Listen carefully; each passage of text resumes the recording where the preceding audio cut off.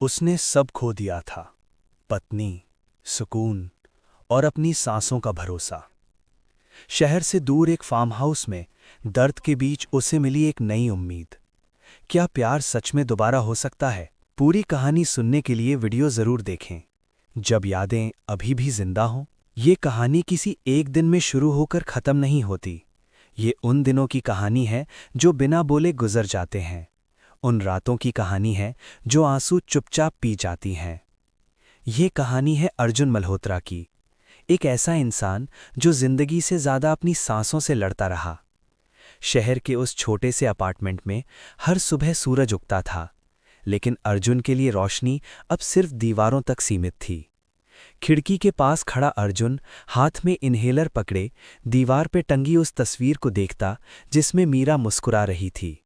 मीरा उसकी पत्नी नहीं, उसकी आदत थी, उसकी सांसों का भरोसा। रसोई में चाय बनाती मीरा, खिड़की से आती धूप और घर में बसी गर्माहट, अब सब सिर्फ याद बन चुके थे। फिर वो दिन आया। अस्पताल की सफ़ेद दीवारें, डॉक्टर की गंभीर आंखें और वो एक वाक्य, हमें अफसोस है। अर्जुन रोया नहीं, वो बस खड़ा रहा, जैसे किसी ने उसकी सांसें वहीं रोक दी हों। रातें सबसे मुश्किल थीं। खाली बिस्तर, फर्श पर बैठा अर्जुन, हाथ में इन्हेलर, आंखों में आंसू और सीने में जलता हुआ दर्द। शहर उसे काटने लगा था। तभी उसे याद आया वो फार्म हाउस जहां मीरा ने कहा था, यहां तुम खुलकर सांस ले सकोगे। फार्म हाउस की सुबह अलग होती है।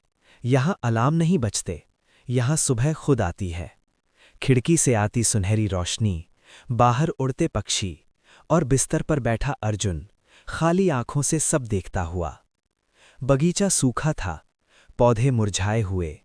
अर्जुन ने एक पौधे को छुआ और मीरा की आवाज उसके भीतर गूंज उठी। नीम के नीचे बैठा अर्जुन, चारों तरफ फैले खेत और हवा में पसरा सन्नाटा। तभी गेट पर किसी के कदम रुके। एक लड़की खड़ी थी, साधारण कपड़े, हाथ में कपड़े का थैला और आंखों में संकोच। पानी मिल जाएगा? उसने पूछा। उसका नाम था आन्या।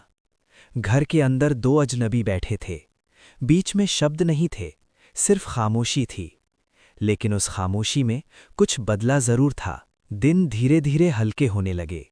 सुबह सुबह खेतों की मेड़ पर चलता अर्जुन हल्की धुंध में अपनी सांसों को संभालता हुआ। आन्या फिर आई, हाथ में सब्जियों की टोकरी, चेहरे पर हल्की मुस्कान।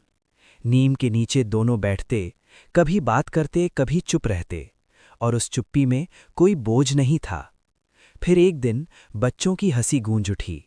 आम के पेड़ों के नीचे दौड़ते बच्चे, मिट्टी में खेलती जिंदगी। अर्जुन दूर खड़ा देखता रहा।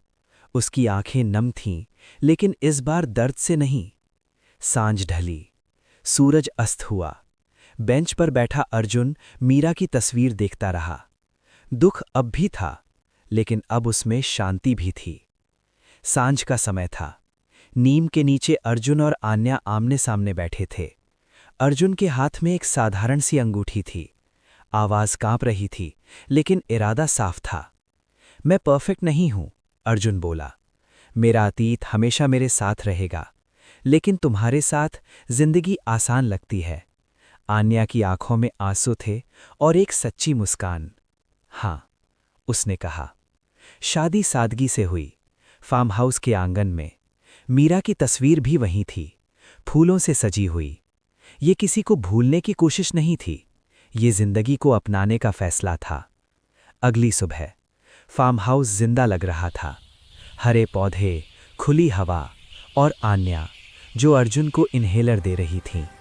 अर्जुन मुस्कुराया। अब मीरा अब भी थीं, हर दीवार में, हर सांस में।